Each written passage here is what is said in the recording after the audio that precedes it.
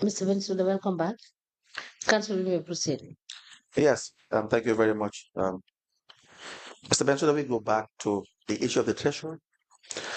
Now, we've already um, discussed the idea that you have departed, and I was asking whether there is a resolution that you have passed departing from the requirement of the financial manual in relation to threshold.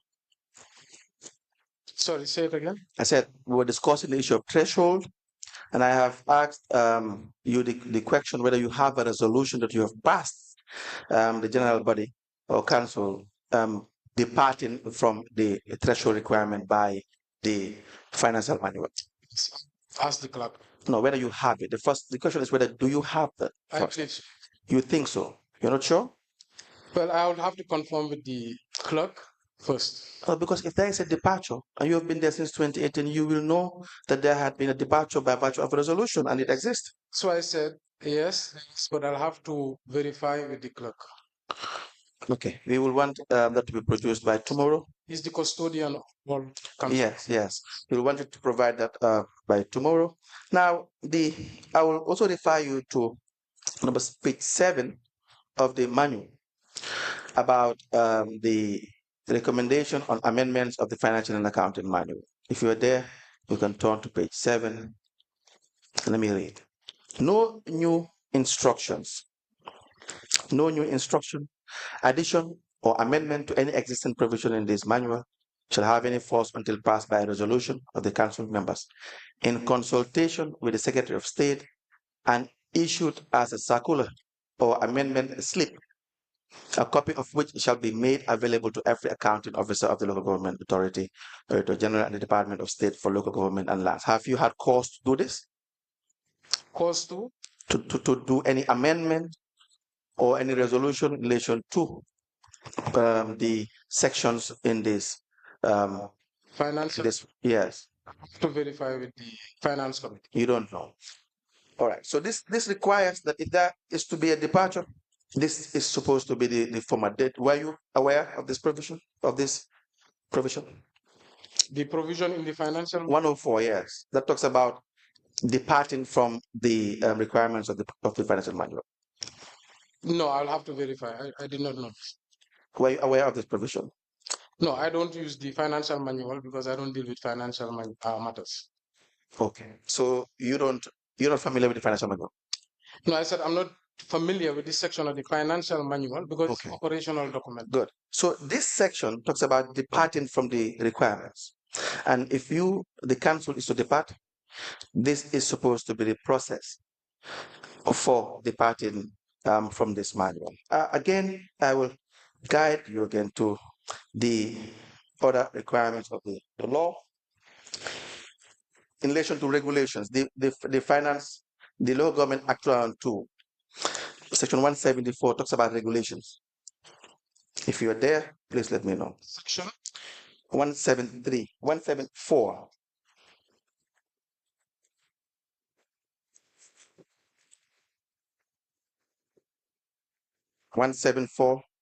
Of the Law Government Act 2002.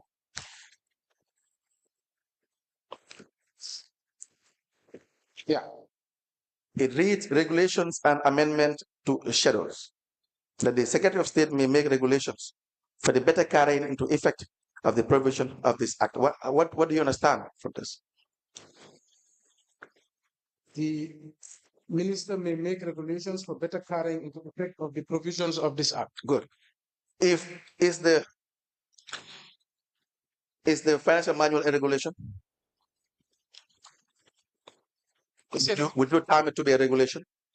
Sorry, I could. The financial manual. Yes. Is it a regulation? They said the minister may make regulations for the better carrying in effect of the provisions of this act. Is the financial manual a regulation? I don't know whether it was created by the minister because it's created by GAMWORKS. No, I am saying whether the financial manual is a regulation. But it's not created by the minister as well. That's not the question.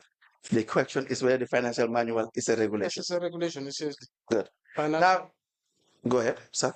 The manual So I wouldn't say it's a regulation. Sorry. You already said it's a regulation. Well, I'll take that back now that I think about it. Why would you not think it's a regulation? It's a policy document.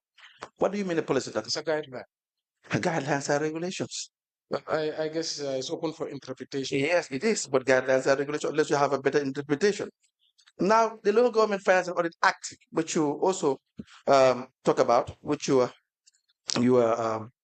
bound to follow, on page 29, 2004 Act, page 29, section 41, it talks about financial manual. You know, the idea that the financial manual can be, you can just pass a resolution to just disregard the manual would not be correct. And that's what the discussion we're having. I think section page 29 of the Local Government Finance and Audit Act, the finance, not the manual, the Audit Act. I think if we have my copy doesn't have. Okay, let me see what I have. Section 41 here.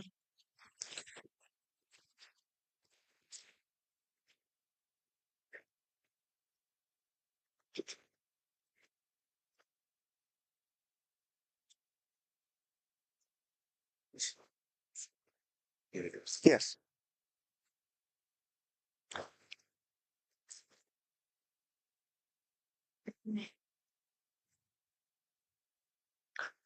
Thank you. Now, 41 specifically talks about having a financial man. So now the act mandates that the Secretary of State or the Minister can't make regulations. And then you have the Local Government Finance Audit Act itself, section 41, which talks about 41.1, the financial manual. The Secretary of State shall, in consultation with the Secretary of State responsible for finance, by order published in the Gazette, prescribe a financial and accounting manual for control and management of the financial businesses of councils. Without prejudice to generality of the subsection 1, the financial manual shall make provisions for the operation of financial departments of local authorities, procurement in accordance with the Gambia Public Procurement Act, the proper supervision of the accounting staff of local authorities, the establishment of internal audit departments and their functions. The list goes on. So here you have a mention of the financial manual. You see that? Yes. Good.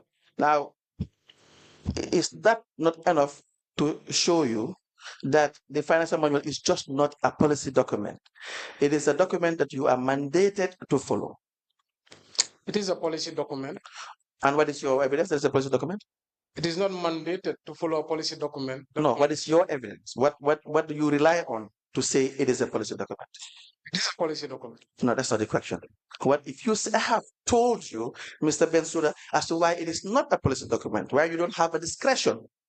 And should you have a discretion, you should follow the requirements that are on section 104 of the financial manual. Now, if you have to depart from that, and if you have to disagree with me, which I humbly invite you to do so if you can, for the betterment of the administration of local government, you should tell us what you are relying on to state it is a policy document. So, if I may, Madam Chair, the council is a body. It is not an individual. No, Mr. Bensouda, just answer my question. I have asked a direct question. Do you have evidence or to show that you are relying on this law, this policy, to show that it is a policy document and not a regulation? That's what I'm responding to. Go ahead. So the council is a body, it's not an individual. If a council resolves that the mayor should not partake in the administration or operation of the finances of the council, I think that is well in order and is in best practice. And the Local Government Act supersedes any documents, policies, regulations, even the Finance Audit Act that we are all looking at. The same act. If the Local Government Act states that the CEO is responsible to administer all the finances of the council, it is even immoral for the mayor to partake in that, because the same mayor has to exercise oversight on that CEO. Mr. Bensouda, forget about morality. Forget about best practices. We are talking about what the law says. And no, you are talking about morality. You are talking about best practices. If you are supposed to follow the law. If you don't agree with the law, you seek to change it. And that's how it works. You have been doing that. So the idea is that if you are saying it's a policy document, answer the question. What are you relying on to suggest that it is not a regulation you must follow, but it is a policy document that you have a discretion to follow? Substantiate your argument and we move on. Like I said, I'm relying on Section 42 of the Local Government Act. Which says what? Which says the CEO is the accounting officer and responsible for all of council's finances. Yes. And answerable to its council. Yes. In terms of your question, like I said, it is the council that has resolved that the CEO, only below thresholds of 500, should he be responsible. No, Mr. Bensouda, do you have, you said Section 42? Section 42 is here. Okay. Read it, please. I believe I read it, but for the sake of, I can read it again. Section, Section 42.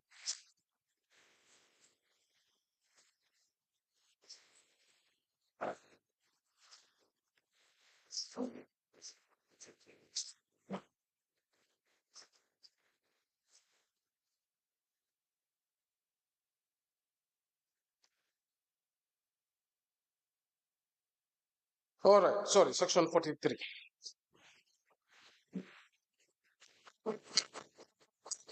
Yes, go ahead. So, Section 43, functions of the Chief Executive Officer. Yes. The Chief Executive Officer shall manage the affairs of the Council and shall be answerable to the Council and be subject to its direction and control. Good. A Chief Executive Officer shall exercise of his or her functions report to the Chairperson. With prejudice to the generality of these provisions of this section, a Chief Executive Officer without prejudice. Without prejudice of this section, a Chief Executive Officer be an ex officio member of all committees of Council, be responsible for the day-to-day performance of the executive and the administrative functions of the Council and the implementation of all its decisions. Supervise, monitor, and coordinate the activities of the departments of Council and ensure accountability and transparency in the management and delivery of Council services. Be the accounting officer of the Council. Be the custodian of all documents and records of the Council and perform such other functions as are required by the Act or any other enactment. Yes.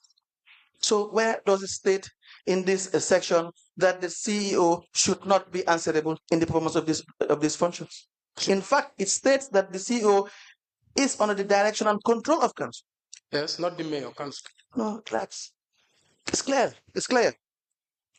And it says on section 2 of 43 that a chief executive shall, in the exercise of his or her functions, report to the chairperson. You have an overriding authority over the chief executive officer. That is incorrect. That's the okay. mayor has no overriding authority on the CEO. That's okay. The CEO is accountable to the council, not the mayor.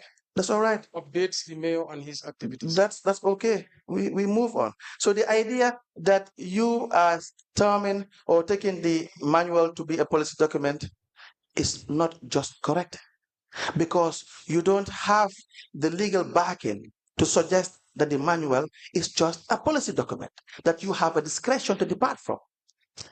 It is a policy document. A council resolution can override the manual if it's based on law. Where is it stated? That's what I'm saying. No, but where is it stated? Where is it what? Where do you base that? It says. Where? Can you check section 173? Of what? Contempt of council. Of what? Of the Local Government Act. Please read it. Section 173. Yes. An act which obstructs or impedes a council in its performance of functions, or which obstructs or impedes a member or officer of the council in the discharge of his or her duties, or affronts the dignity of the council, or which tends either directly or indirectly to produce such a result, shall be contempt of council. So it is the act. The mayor. Yes. The mayor is answerable to the council. Is the manual impeding the council? And Madam Chairperson, if I may add, I think I have done the best thing ever. I had the ability to interfere in council operations, and we did not. We said, let this be on consensus. Let this be taken to competent experts through bodies. Let them recommend to the general body and via a democratic process agree on the way forward. Let's go back to the issue, Mr. Bensouda. Mr. Bensouda, you are here to answer questions. Let's go back to the issue. The issue here is you have read the section you are talking about. Does the manual impede the acts of council? Yes, the council results. So the manual itself is the one that is impeded. There's documents all the time created that contravene laws and no. The word is not contravening. The word is not contravene. The word is not contravene. You said 173 or 2? No, like I said, section 42, the manual contravenes it. Did you say 173? 173 is what you said? An act which obstructs or impedes a council. No, is the section 42, the manual. You had we are talking about. No, Mr. Bensouda, you had referred the commission to section 173, contempt of council. Did you not? We were arguing something different than what Okay. was. Let me discuss this. The contempt of council on 173.1 talks about an act which obstructs or impedes a council. Is it referring to the manual itself? No, I was saying I am under the control and direction of the council, just like the CEO. You see, I think, okay, go ahead, sorry. The law is clear, Mr. Bensouda. You did not just depart from what the law says, but you do not have better regulation. And you just do not have a better regulation regarding threshold, but you did not even seek clearance as per the requirement of the financial man. But the minister has the authority to come up with a manual as prescribed by the Act, both the Local Government Finance and Audit Act 2004 and the Local Government Act itself 2002. So that which you want to depart from, you must have a better option. And the option you have must be tabled, passed, and approved, which you do not have. Sorry, let me just look at the section in the finance manual. The section 305, right? Based on 305. Council, could you help me identify the page on the finance manual? 305? Okay. Page 17.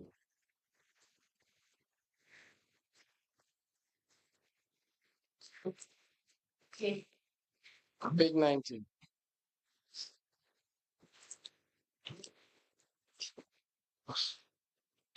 May I, Madam Chair? Okay, so I think on the authority of expenditure, I believe this is what the debate is about. On the issue of whether the CEO is taking expenditure to the council, I think we are not debating that section because that is what is happening right now. I believe what you're debating is whether the CEO is consulting and seeking clearance from the mayor. Yes. Okay? That's what we are discussing. That's what we are discussing. Okay?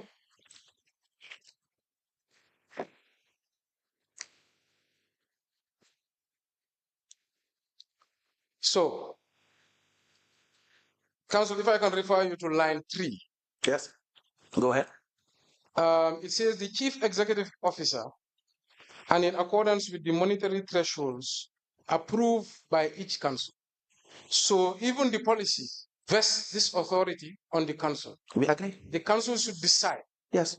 What limit the CEO should stop at. Agree. What limit he should consult or ask the mayor's opinion. Yes. What limit the council. But that is at the discretion of the council. I agree. Our council's discretion is the mayor need not be part of it because that contravenes section 42. No. See, you can't follow it in part. You can't follow it in part. You can't say that the 3 lines are okay, the last 2 lines are not okay. If you decide to follow a law, you follow it holistically. This is not law. And this gives discretion to the council.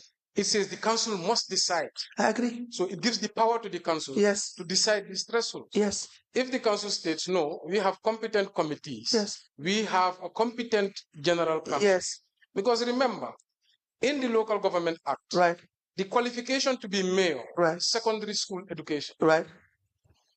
In the GO or in the scheme of service, Right. the qualification to be CEO, Yes. for indirect entry, Right. is 5 years of experience, Yes. and bachelor's degree. Yes. And indirect entry is postgraduate. Right. So the CEO, 100% or 9 out of 10 times of the time, is more qualified and more educated than the mayor. Except in your case. Well, the laws cannot make exception. No, I am not saying the exception is the law. But I'm saying the exception is in your case. Thank you, but I'm not more educated than you are highly educated. my CEO. I think he has a master's. I don't have a master's. Please proceed. But basically, I cannot, as a politician, grassroots politician, be expected to be the one doing administration with the CEO. I am expected to set up a committee with the right expertise that can exercise oversight on the CEO. Did you make those recommendations, those threshold recommendations based on the financial manual? We made it based on General Council resolution, which the financial manual gives discretion to the council. Good. So you have adhered to Section 305. Yes, I believe. Now you have adhered. Before you did not adhere. Now you have. Before you departed. Now you are saying you have adhered. No, you have departed. You did not agree with it initially, but I'm glad you have agreed with it now. Go ahead. I said the manual, right, where it puts the mayor, right, contravenes Section 42 of the local government. Right. But it gives the council discretion. Right. You are actually referring to Section 43, not 42. Sorry, 43. Yes. 43. So that for the records. Thank you, Madam Chair. Yes. Thank you for that. Now, see, if you are following the manual 305, then do you have a discretion to choose whether you are only going to stop have the 2 tiers, the CEO, and then the council, the mayor will be exempted? Is it created in the manual? Is it there? I think the manual gives discretion to the council, and I think it's perfectly legal for the council to exempt the CEO. Let's just talk about the mayor and his best practice. So where is the Bensouda? Best practice is not binding. Policy. Now, you don't have to take my word for it. You don't have to take my word for it. You can ask and have your questions answered. Best practices are not binding, especially when the law is expressly clear, especially when they are written. So best practices cannot be binding in the face of what the law says, especially in moments where they are very express, right? So now I am asking, the manual 305 that you have referred to and which we are discussing, that which you have relied on in coming up with the threshold, does it provide an exception? We did not rely specifically on the manual. What is specifically with the manual? You have told the commission you are relying. We are relying on the local government. No, Mr. Bensouda, you can't eat your cake and have it. In the beginning, you had said that you do not agree with order for expenditure. Halfway through, you said you relied on the manual. You had read the 3rd line, which you said the council decided that they will exempt the mayor from the 3 tiers.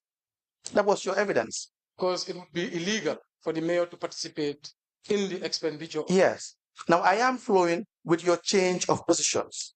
I haven't changed. That's okay. But now I am saying that at the time that you have said that the council decided that the 3 tiers, one of the 3 arms would be exempted, which is your office of the mayor, I'm asking the question whether the manual, this section had provided the discretion for council to decide whether just 2 will be okay. Council, I believe I can make the final submission, which is my evidence, because I think the debate can go on. It's not a debate, Mr. Bensouda. This is a question, and then it's a legitimate question. Question was, are you part of the procurement process? Are you following section? Let me ask my questions. In the event, please ask it one last time, and I'll answer it conclusively, and then maybe you'll understand. Not one last time. You don't dictate how I answer my questions. I ask my questions. Now, apologies. The question is there an exception to the manual 305 that gives council the discretion to decide that only 2 tiers will be sufficient and not 3? Does that discretion exist? Yes. Where? It sits at the discretion of the council, if the council says mayor should expend zero. Are you reading verbatim from the text? Says, that's why I said. I'm asking whether you are reading verbatim. Well, you must allow me to answer my question. Your question, sorry. Yes. So I think number one, your question was, are you following the that section or not? I said yes. For two parts of that section, we are following it. Meaning one, the limit of the CEO and the limit of the council. But the mayor injecting himself, which this section says, is illegal as per section 42 of the local government. Who says illegal? Who stated it's unlawful? It's unlawful. Who stated that? I read the section several. So you decide, when you sit there as a mayor and council, you decide that this part is unlawful and we are not going to follow it. That part is lawful. That's how it works. We are elected to follow the Local Government Act. I'm asking. The affairs of the council. Right. And to solicit legal advice. Right. I am. The legal advice you solicit, I'm not binding. The legal advice we solicit is based on the constitution. But they are not binding. Local Government The Act. only binding thing that you can have is a court declaration, a judgment. Whatever a legal practitioner thinks remains to be a legal opinion. You understand that? Whatever any legal practitioner thinks as to the provisions of any law, they remain to be an opinion unless a competent court passes a judgment affirming that position or rejecting that legal opinion. You know it. You know this. I totally disagree. But it's okay. I think in a case where the council is not following the financial manual, the minister should activate Section 152 of the Local Government Act, which states that he must cause the council to call a general council where he will chair it and tell us to self. I think it is clear that you cannot substantiate the idea or the argument that there is a discretion. I will read further to what it says, that upon a certain amount, the CEO is required to consult. Upon a certain amount, the CEO is required to consult and seek clearance from the chairman or mayor. It did not provide a discretion. You know it, I know it. And then beyond a given amount, the CEO is required to refer expenditure to council. So the word required is mandatory. It did not give you a discretion. You can read this and you can see it. It does give a discretion. Okay. If you read line number 3, in accordance, so the line number 4, 5, 6, 7 is based on the prerequisite of the first 3 lines. We proceed. Council should set all these 3 set thresholds. We proceed. I have said that it's clear that you cannot provide evidence that you have a discretion, number one. I have said that you did not provide evidence that council had discussed this issue of authority for expenditure and they have decided that they want to depart. I have said that should you in fact want to depart, the manual itself requires that such departure must be approved by 104 recommendations on amendments of the financial manual and accounting manual. Financial and accounting manual. It's very clear. So the idea that you have a discretion does not exist. You understand? Now, that's okay. That's all right. Now we move on to other issues. You appointed lawyers during your time between 2018 to 2020. Okay, when I mean council, when I mean you, I mean council. Now the council appointed lawyers to represent the council during this period from between 2018 to 2023. The council did not appoint a lawyer, I believe, till 2019. Till 2019. Okay, and why is that? Because our lawyer had left. My mother was the lawyer of the council. Right. And in our first general business, I informed the council that given the potential, maybe, conflicts that may arise, the lawyer has resigned after a decade of service under the tenure of Yanko Bokol. I believe we have the resolution here, General Council resolution on the 31st of May 2018. I will want to show you this. It is part of the documents exhibited and marked as LGC/JC/KMC/007. Thank you.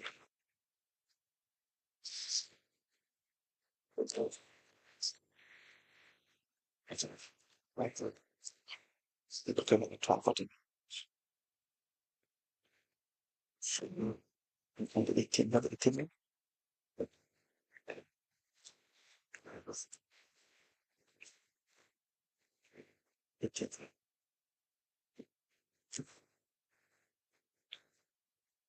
Right.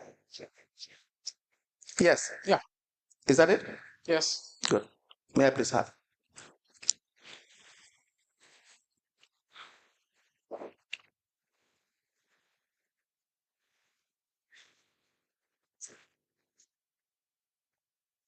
Now the General Council resolution, I will read the second page.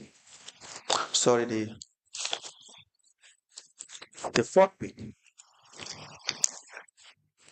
Resolution 14 reads, whereas members want to avoid a potential conflict of interest regarding Talib Bensouda and Co. LP, who are the external retained lawyers of council. Whereas the aforementioned law firm submitted notice of termination of their contract due to the relationship that exists between the firm and the Lord Mayor. Whereas the aforementioned law firm wants to allow the council to choose a new legal advisor, resolve that Talib Bensouda and Co. LP be allowed to continue representing council as they have agreed to serve the notice period at no cost to council, and also assist the institution in that period to build an internal legal unit as well as hire new external advisors. Do you have the termination notice? A copy of it? From the council Yes. to Talib Bensouda and Co. I believe it should be with the council. I believe, sorry, what had happened after I had won the election, Talib Bensouda and Co. wrote to the council. They're the ones who actually wrote to the council. Yes. To ask the council that they must leave. Yes. Because now a son of Talib Bensouda Right. has been elected Lord Mayor. So the council had a first general meeting where we decided, okay, we cannot be left without a lawyer before we find a new lawyer. So let them continue helping us at no cost, meaning voluntarily to the council until we find a new lawyer. This was between the period May of 2018 to January of 2019. Now, you want to request for the production of that? Yes. Yes. Somebody is taking note. Okay. Now, did you respond? I believe so, because we hired a new lawyer. Now, in that letter, we can see in resolution 14, it talked about helping the council to build an internal legal unit. Was that done?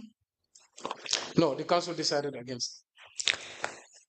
Do you have the resolution? I believe it's in the minutes. It was debated. Was the resolution passed to the effect? No, because there was never a resolution made to get an internal legal unit. So there's no reason for a resolution to pass. It was not needed to have a legal unit.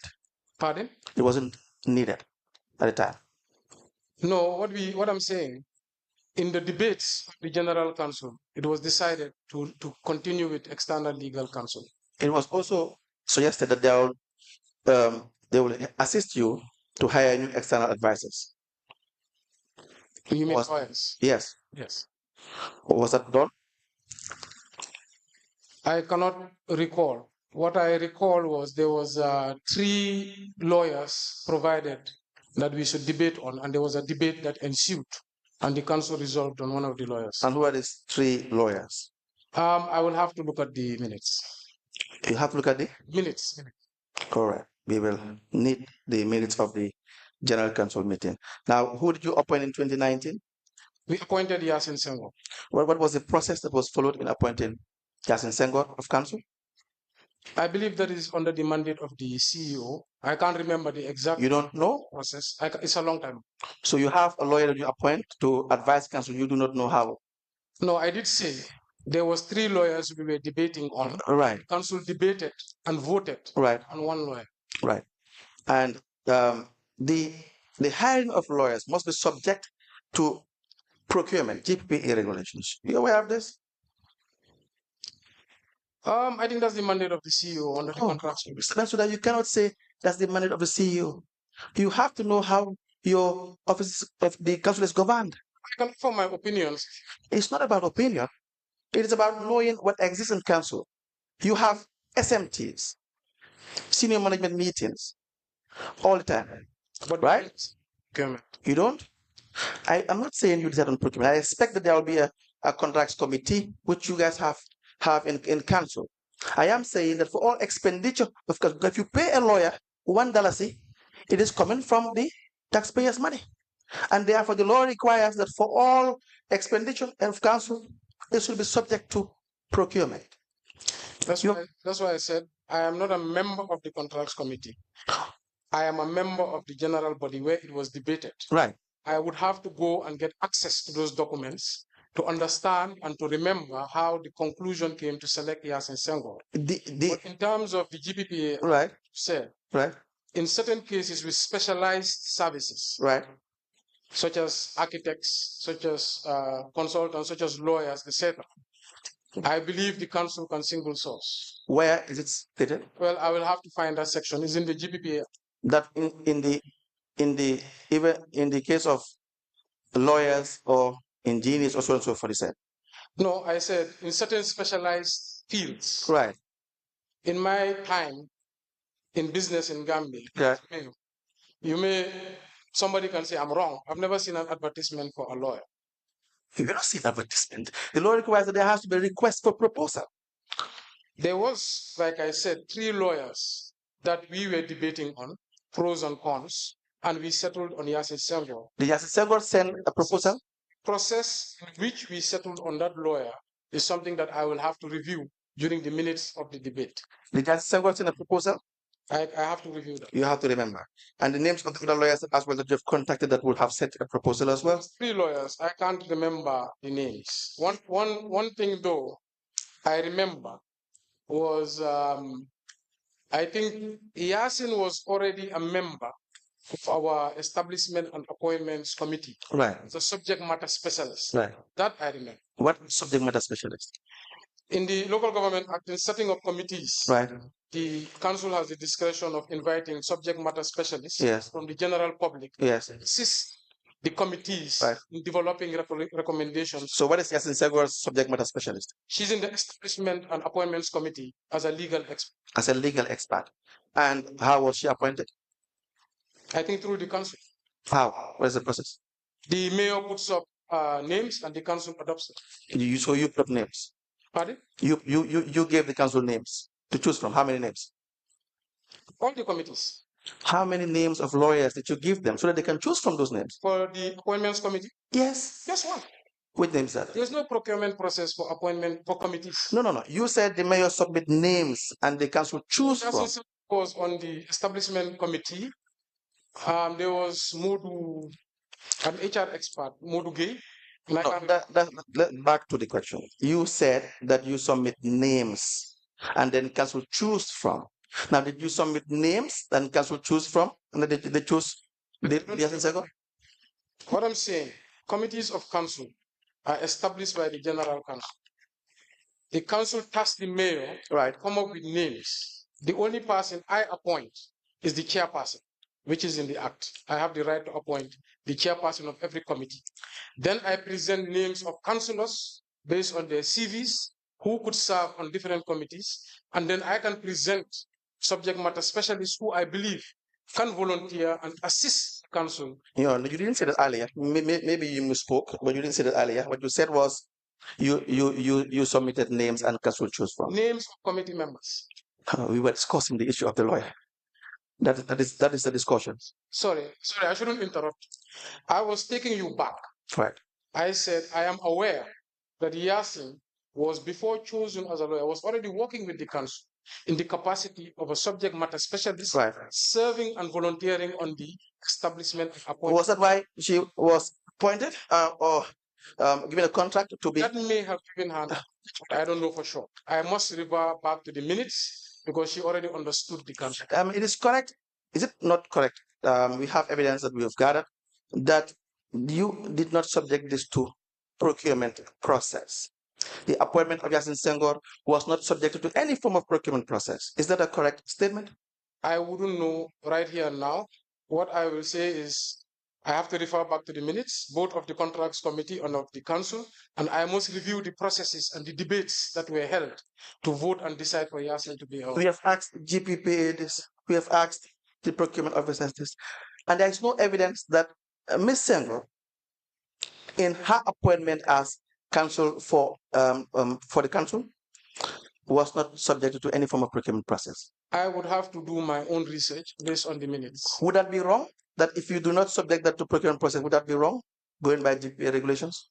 Well, I would have to check the GPPA regulations first. Good. Now, would it not have been proper to leave the contract committee give its mandate, because they are mandated to make decisions in relation to procurement, that the hiring of lawyers are subjected to the normal process? No, the council can override the mayor, the council can override the CEO, the council can override any committee. It's the ultimate power in the region. Override would suggest that there have already been decisions made by these committees.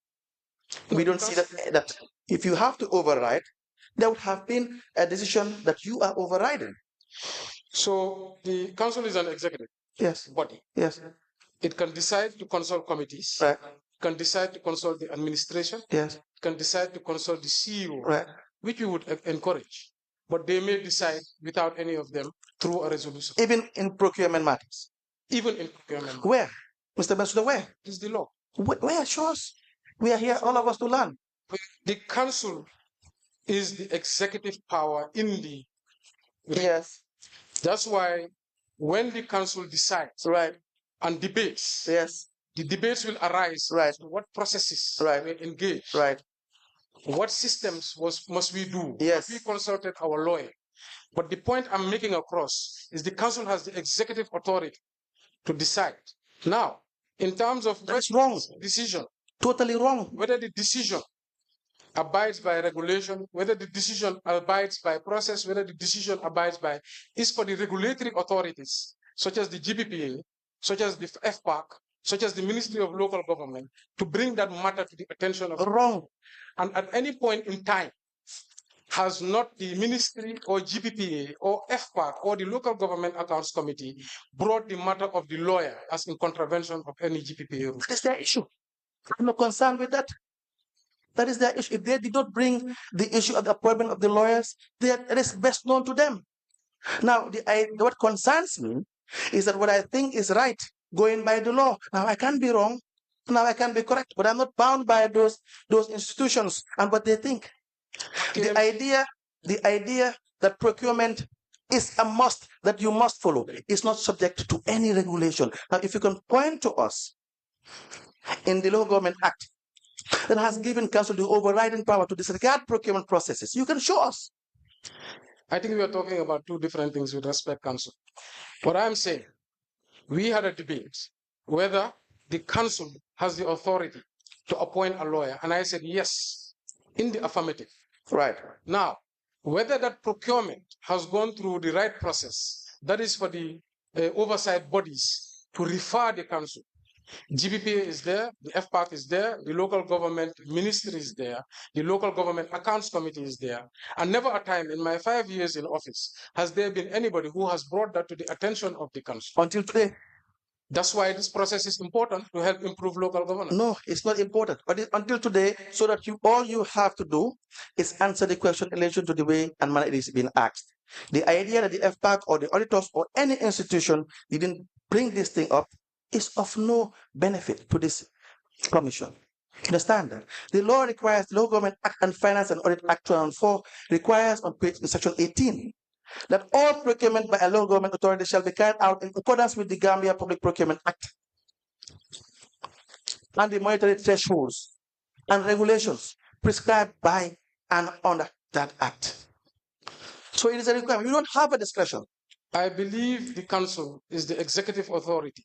If the council debates and believes this is the best process, I see there's nothing wrong with that. If the authorities that are responsible to exercise oversight on the councils have not flagged it as an issue. Mr. Bensouda, are the powers of council to pass resolutions absolute? They are absolute. Where? Show us. It's in the local government. No, you see, when I ask you a question, be patient. I am very patient. Everyone that knows me knows I am patient. The idea that you are making vacuum arguments without substantiating those arguments, no, you can disagree with me. I will welcome that. I have no problem with that. The idea, because I have found, I think your arguments are vacuum without it being substantiated. Is that a question or you're making a... It is a question. So you can respond to that. I think you said think. What I'm saying is that the council, it says, you can refer to the local government powers of the council. yes.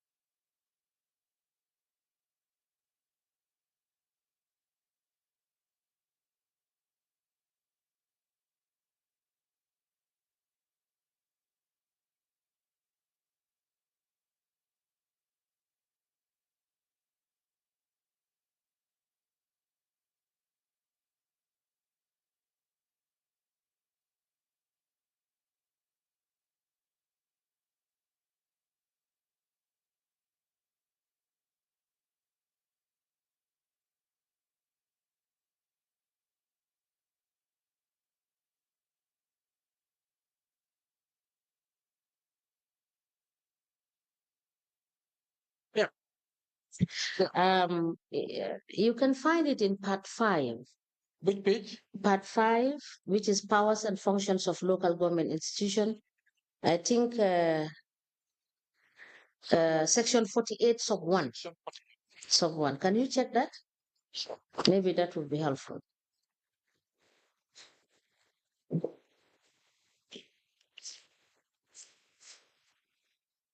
Subject to the provisions of this act. Is that what you're looking for? This is part of it. I did see a fourth section, but this section is relevant.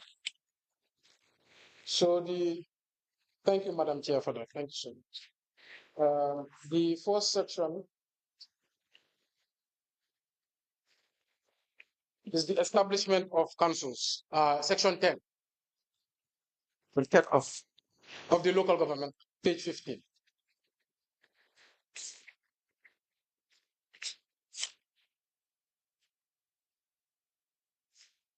Please go ahead. Okay. Section 10, number 5, each council shall be vested with the legislative power of the local government area and be answerable to the governor. The legislative power of the council shall be exercised by bylaws passed by the council in accordance with this act and signed by the governor. Then you move to section 48, the general powers of a council. Section 48. Yes. Subject to the provisions of this act and any other enactment, a council shall, with its area of jurisdiction, exercise all political and executive powers and functions, all political and executive powers and functions, which makes their power absolute. I see. Maybe you've gone to law school and I do not know. and it's really impressive. But the idea that you will put in the word absolute when it is not there would not be correct. Would not be correct. And the idea that the powers of council would be absolute, even you would not like that. The idea that the government's powers would be absolute without check, even you would not agree with that.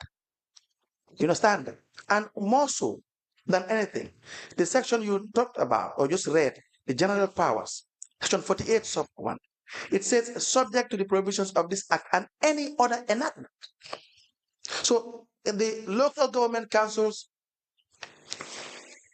on this land, the central government, institutions of this country are bound to follow regulations that guide them. And it's not just cherry picking.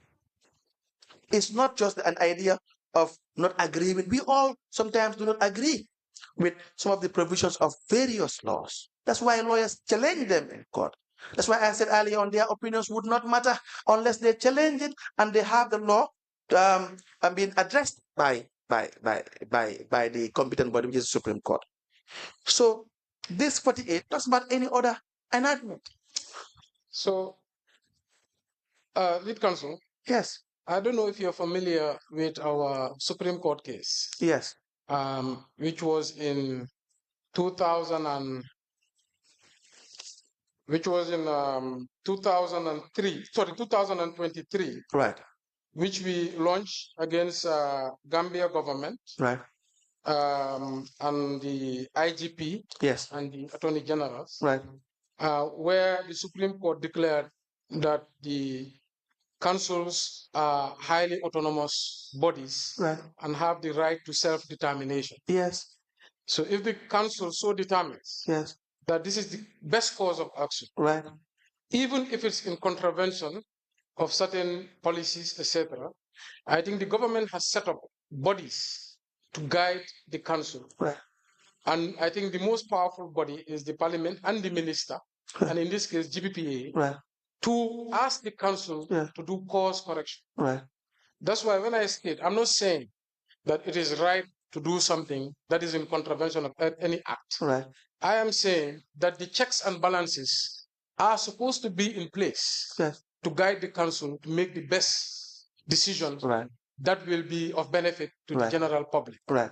That's why in the exercise of the finances of the council, just like the Finance and Audit Act says, which you are very familiar with, the councils are answerable to only two people as far as their finances are concerned, or two bodies. The first body is the electorate. The council is accountable for local taxes to the electorate. The second body, if monies have been received from the central government or parliament, they are accountable to FPAC. So when I say the council has made this decision, I am saying with the information at the time available to them, they made the best decision for the region. If no other body brings it to our attention, that's why I disagree when you say this setup is irrelevant. I believe this setup is highly relevant. That's why I'm here to provide also evidence and recommendations. Which setup is that? This is the Local Government Commission of Inquiry.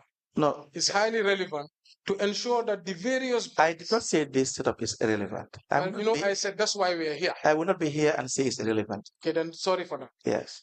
I think that is part of the reason we are here. Right. Even me in my council, there are decisions that are made that are not necessarily what I think is the best, but it's a democratic process, and what is decided, I stand by it. Let me come. I support it. Let me address that issue. The judgment you have referred to, I agree with entirely, and I had said that before the judgment was passed. The idea that communications must pass through the permanent secretary would not be correct. Would not be correct. I don't think it was correct before. I don't think it was correct then. I don't think it's correct now. Because there's a local government service commission that was set up, and the law is very clear on that. So the permanent secretary testified here, sat where you are sitting, and it was strongly put to the permanent secretary that the question that communication must pass through the area councils, from the area councils to the permanent secretary would be wrong, entirely wrong. You understand that? So that's different. The Supreme Court, however, did not say that the councils should not and have a discretion not to abide by GDP regulations or other acts. The Supreme Court cannot say that. It is not in judgment. So that the autonomy of council is not absolute, means it is subject to regulations. Remember, when the National Assembly passes regulations, or regulations are passed in the prescribed manner, they become enforceable. So that you don't stand alone. God forbid the day our institutions stand alone. So that's the idea. So the judgment did not say that. The judgment, in fact, stresses the point that laws should be followed, so that the permanent secretary would have been wrong in demanding things that are not prescribed by law. So we are on the same page on that aspect. Is there a question? No, I'm making a comment based on what you have said. Based on what you have said. So it's trying to, maybe our debate is happening on several parallels. But like I said, when we come back to the issue at hand, what I am saying is the council as a body had three options to decide and they chose the best option based on the information available to them. Now, in terms of the law, Mr. Bensouda, you will agree with me. Can I finish my statement? Go ahead.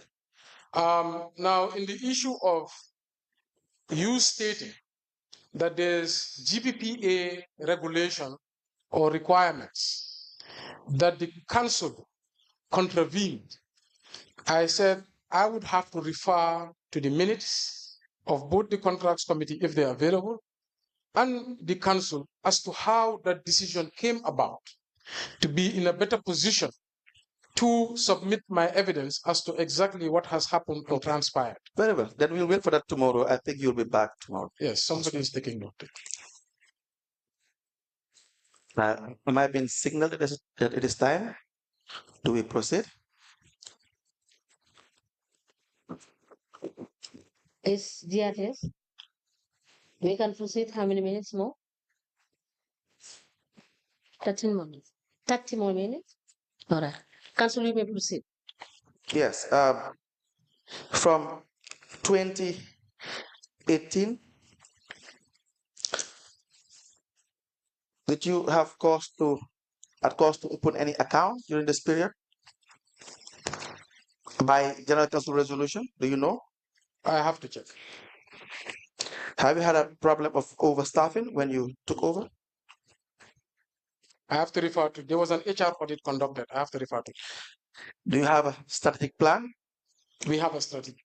Fixed asset register? We have a fixed asset register. Sorry, before you proceed, Mr. Mayor Bensouda, you said there was an HR audit, right? Yes. Yes, kindly provide us with the report. We shall. Yes. Continue, please, Council. Now, you have written any other consultant during this period apart from the lawyer, Yasin Sego? As a council? Yes. Yes. I believe we've had few consultants, maybe, yeah. Some short terms. The creation of companies, how many companies have you incorporated during your time? 2018? We created one company, which is Kanifing Municipal Transport, KMT. KMT. And I believe we reformed another company, which was already created, which is the Bakote Fish Market. We changed the name to Kanifing Municipal Markets. Okay. Yeah. Now, what is the structure in relation to your day-to-day administration with the CEO and your the other department heads? How do you? The law requires that you oversee the actions of the CEO. How is this done? I think I would disagree about overseeing the CEO. Okay. Because I would refer back to the Local Government Act. Right. On the, sorry, let me just find the sections.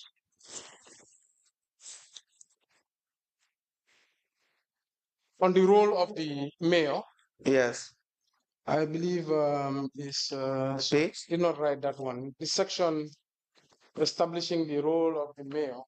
Yes. Yes. Maybe you can help. Give me section.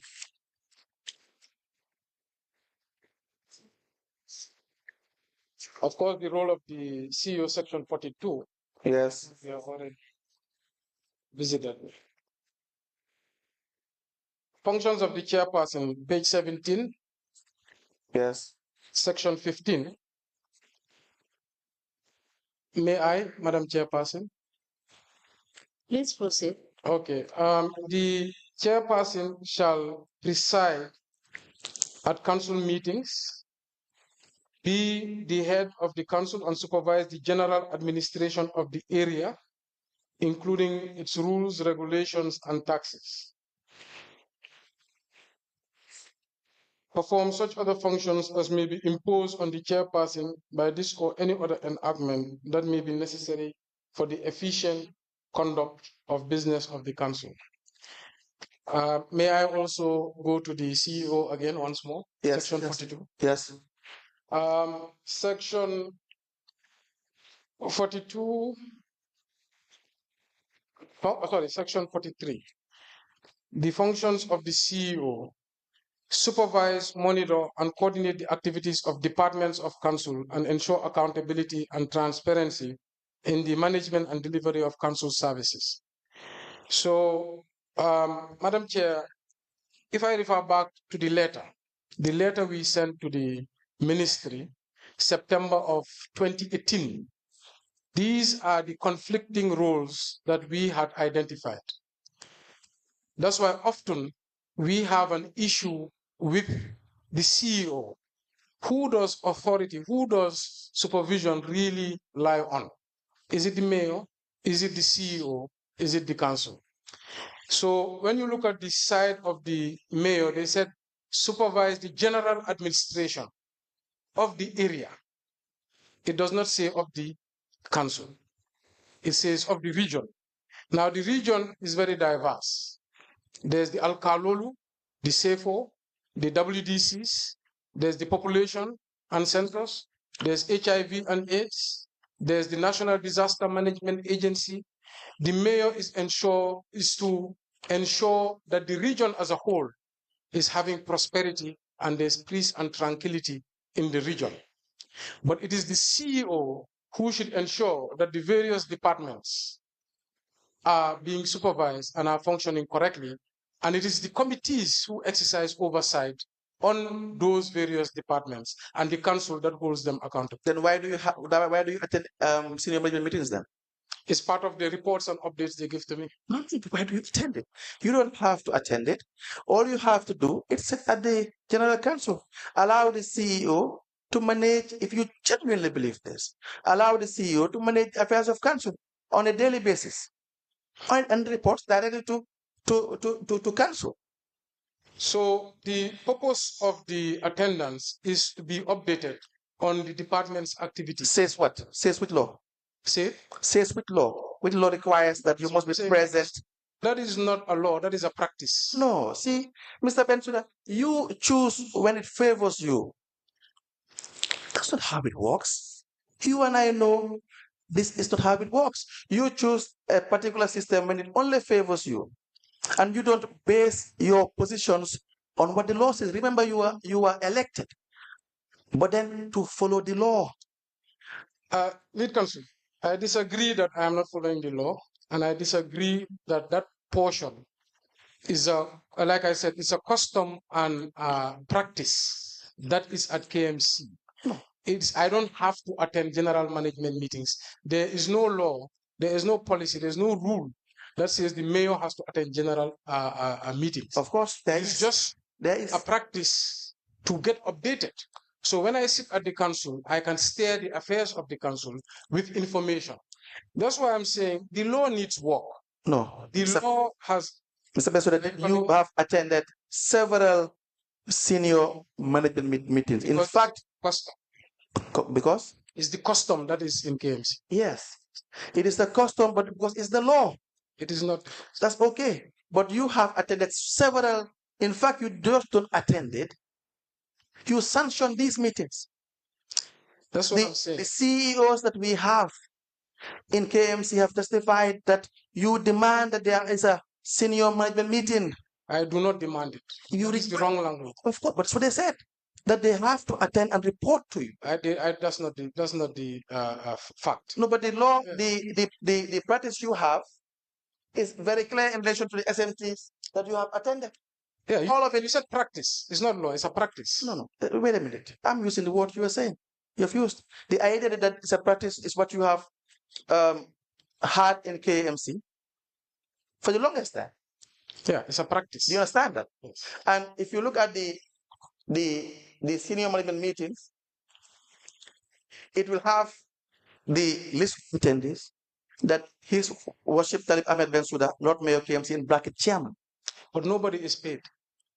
And what does that say? Mr. Bensouda, you just... Can I submit my evidence? No, I'm coming. In relation to your position that you don't control and you don't have powers in that sense. I am saying that that would not be in line and that would not correspond with what we have, because you have had several meetings with your senior department and they know that you know that they are answerable to you. They are not answerable. Yes. that is the case. So if you now come back and want to push everything to the CEO, you might as well. Is it not the case to allow them to do their job and submit to council? I allow every CEO to do their job. In fact, in our inception meeting, I tell them, execute your functions according to the Local Government Act, Finance Audit Act, policies and customs, and do the best of your ability. Do not engage in any political activity and do not be pressured into any action that is outside the remits of your function and the law. That is not my point. The practice in KMC was instituted by Mayor Lai Conte. I am not denying this is a very good practice because it allows the mayor to be abreast with the issues going on in the administration. You are not only abreast, you control. No, I don't. That is the reality. You control. That is why you attend these meetings. That's why you summon these meetings. The practice is to get an update. There is no instant where I control or tell any director that this is what you should procure or this is what you should do. I bring information. I bring information from the WDCs. I bring information from the Alkalulu. I bring information from the different departments that government has put in the council. Take it to the General Council. That is why I am responsible for supervising the general administration of the area and not the council. Then take it to the council. No. The directors and etc. can ask me for guidance, can ask me for information, can ask me for advice, and I will give that advice willingly and happily. And I think that is a good practice. Mr. Bensouda, is that not best if you wait in your office or you wait at council's level? If you have this information, pass it at the council level. That's why I'm saying in those meetings, there is no executive decisions that are made. In those meetings, what it is sharing of information. No. That will arm the directors to implement their activities and they can go and now be answerable to the general. No.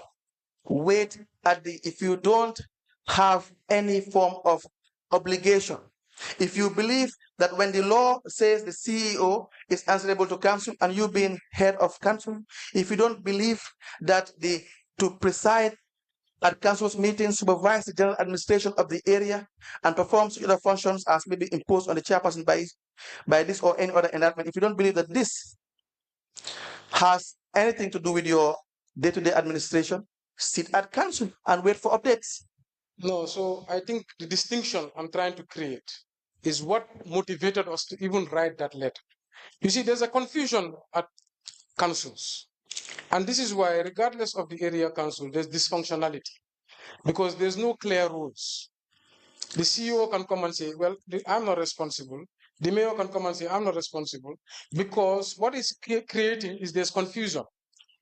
In our last general council, I think two months ago, the CEO stood and said, I am answerable to the minister because they are the ones who appointed me in this council. If I don't appoint you, if I cannot fire you, I certainly cannot direct you. And KMC is the best example with our case with the former CEO, Senabu Martin. We will get to that. And talking about the former CEO, when the former CEO contracted the loan from Ajib Bank for as a guarantor, you know what I mean, for the Staff Welfare Association, is that correct? Did you not call the bank to make sure you put a stop to the disbursement at some point? The CEO came. No, did you do that? Did you call the bank? Only when I realized that she did an illegal transaction. What powers were you exercising when you called the bank to put a stop to that? I called the bank to inform them that the CEO has done an illegal transaction. It's not illegal. She is the boss. It is illegal because she used the council as a guarantor. No. And she expressed that she got the council as a guarantee, which are all fraudulent and all illegal. We will discuss the merits of that issue. We don't agree, let me say, for the purpose of the investigators here, we don't agree with the actions of the CEO entirely. We think that there are so many things that she had done that would not be proper, that were not proper, and we had told her. But I am bringing up the issue of the CEO and the issue that you called the bank to understand why or which powers you were exercising. I was calling the bank to inform them that if they proceed with this action, right, they will face the full force of the council, because it means they are abetting in a criminal activity. So how would you know that?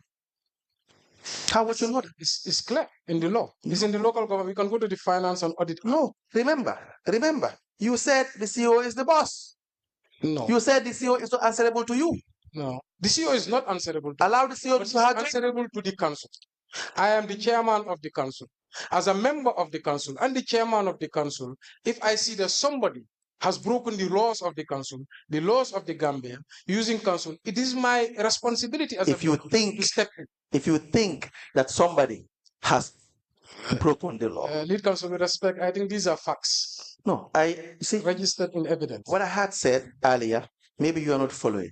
I had said that we would discuss the merits of Senator Martin and the issue regarding the contracting the loan for the State Welfare Association. I am discussing here for this strict purpose or reason as to why and under which authority you were acting on when you stopped the disbursement of those funds. Stop because I did not write. You called. I called to inform her. I have seen a letter that says the council Yes. has authorized a loan to be taken on behalf of the taxpayers of KMC. Right. And that is fraudulent and is untrue and it must cease. But you can't decide that alone. I did not decide. I told her. But you said you can't decide it alone. And when you told the bank that if they had proceeded with that, they would face the full force of the law, you were not in the position to do that without a general council resolution. In the position to inform them that they are about to break the law, which matter I took to the general council and secured a resolution against. Prior to the call? It doesn't, the call doesn't matter, it's just informing. No. You see, just answer the question. Is it prior? Did you secure the resolution, then take an action, or you took an action, then secure the resolution? I informed the bank, then we had a resolution. Yes, but then the idea is, the point is you have to have a resolution. The issues of council are based on resolutions. Absolutely not. If you are walking into fire, I can inform you that you're walking into fire. No, Mr. Bensouda. You see, you had said clearly, on no uncertain terms, that the CEO is not answerable to you. She is not. So when the CEO takes a decision which is deemed to be wrong, then you convene a general council meeting. That's why I said, and take the necessary actions. Let me walk you back. The CEO came to me asking that she wants to take a loan guaranteed by council. I informed her, we as a council do not have the authority to take loans without the express written authority of the Minister of Lands and Local Government. Yes. Number two, we cannot commit taxpayers' funds. Yes. That should build markets, that should support communities, to take a loan that may default and put taxpayers' money at risk. Right. I told her to go and look for banks that can support their action. She came back and said, well, there's a bank that is willing to give us this facility if the council guarantees. I said, no, the tradition is banks should be able to use the land that you are planning to buy as the collateral. So this is something that the council cannot commit to. If she had brought the matter to the council and said, Mayor, I want to talk to the council to secure a resolution from the council, that would have been perfectly fine. But to go and commit these transactions without the express authority of the council is similar to a board making, a CEO of a bank making a decision without the authority of the bank board. That puts the bank at risk. We understand. Case. It is expressed in the law. No, we understand. You see, that action was illegal. So I was informing the bank. I called them. I said, you are entering into a transaction that is legal. And they said, well, we thought we had your authority. I said, no, it is fraudulent. So I think that does not relate to the bank recognizes your authority. When you called the bank, you did not call the bank in your private capacity as Talib Bensouda. You called the bank in your capacity as a mayor. They see the authority of the council, not the authority of the the bank organized itself in agreeing with you when you called. Because they know. Sorry, continue. You can go ahead. No, go ahead. Because they know you just to the private individual to tell them what to do. You were the mayor of KMC. So you knew your powers. You were aware of your powers and you exercise them where it favors you. And where you do not want to take responsibility, you want to disregard and come up with technicality. So I disagree. So that's why I refer you to that statement. That's okay. that we wrote to the Minister of Local Government. We go around this municipality and we tell people what we are going to do as mayors, and we get elected. When submit my, you've already stated it several times. So can I just proceed? The law does not provide us the tools to exercise the authority we should have as mayors. That's why in preemption, we wrote to the ministry to course correct, because this is all these issues that are happening now at the local government level. The CEO is not answerable to me. That's why if I have an issue with the CEOs, which I have several issues with many CEOs, because I disagree with a lot of things, I take the matter to the General Council for debate and deliberation. If the General Council feels that, then this must be taken to a committee first, where we have subject matter specialists. It will be referred to that committee. Have the council had cause to discuss the audit reports, both internal audit reports and external audit reports? Yes. How many times? I can't recall. The 2020 audit report, yeah. The management letter for the period for the year 2020-2021, was this addressed at council's level? By which department? By the general council itself. This is which audit report? This is a national audit report. External. Yes. National audit. Yes, yes. Yes, I believe so. You believe so?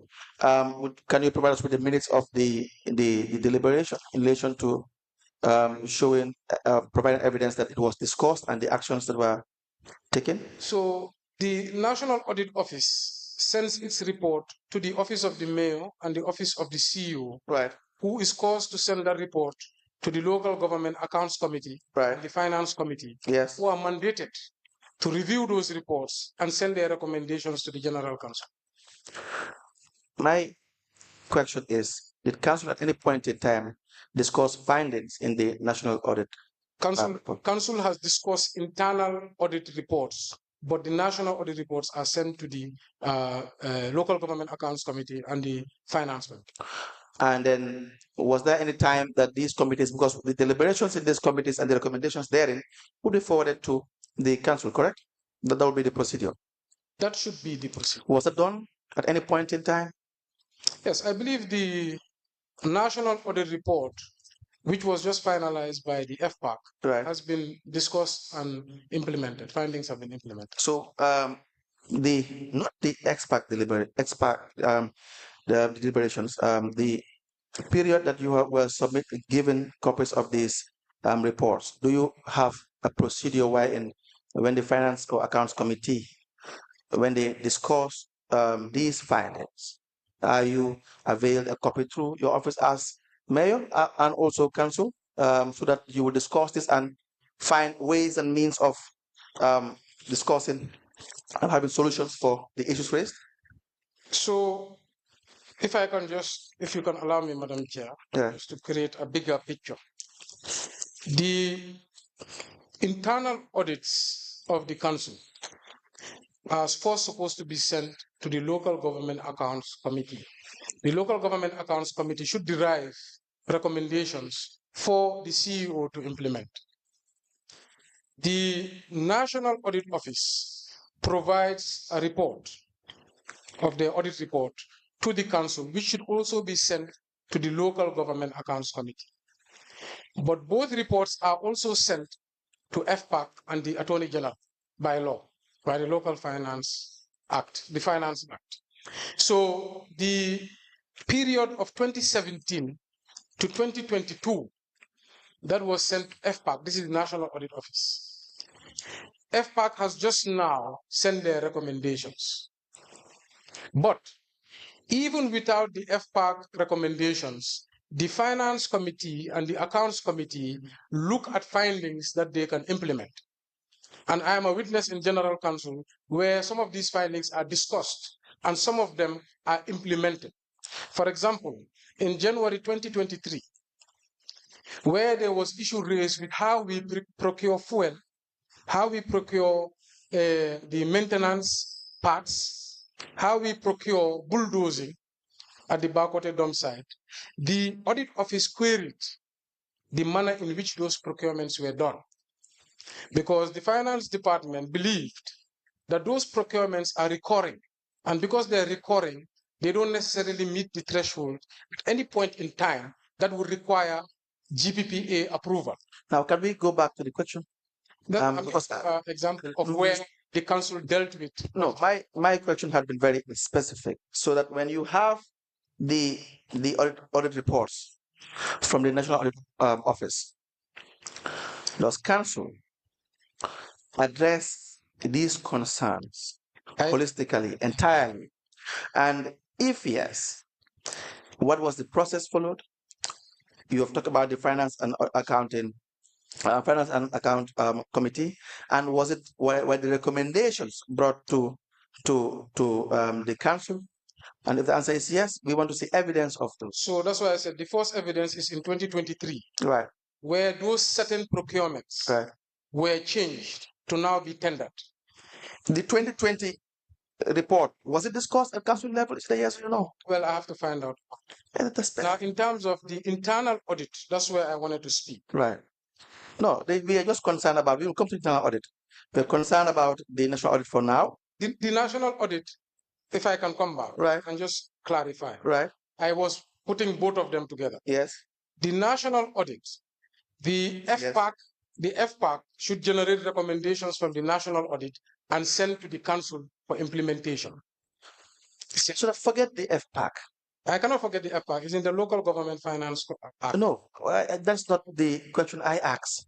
So when I ask a question, you just answer the question. If you want to make any comments, you can request for permission to just proceed on a marathon of explanations.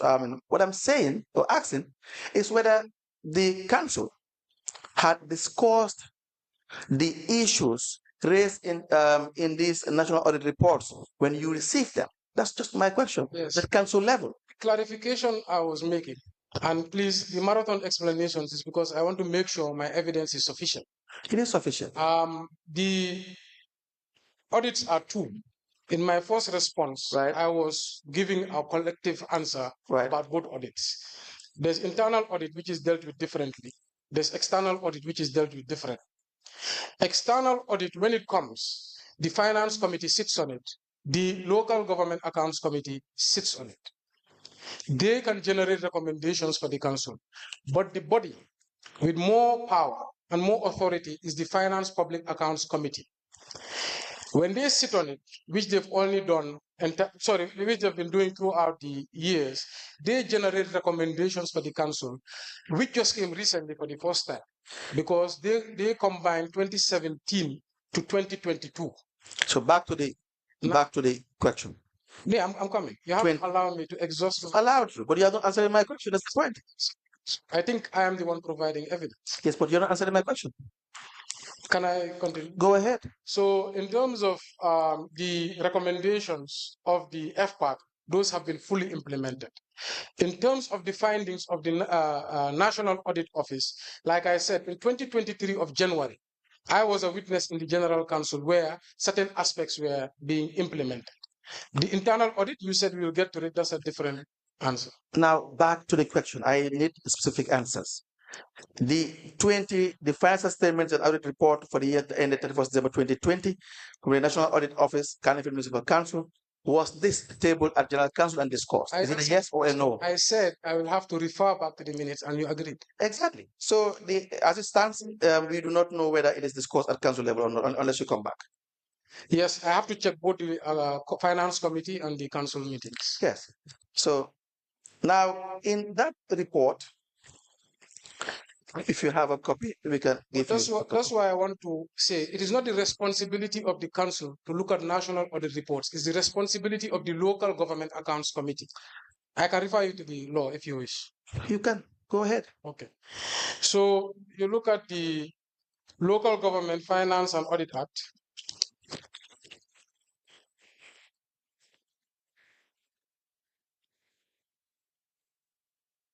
The Local Government Accounts Committee, Section 24. 24, yes. Local Government? Accounts Committee, Section 24. Yes.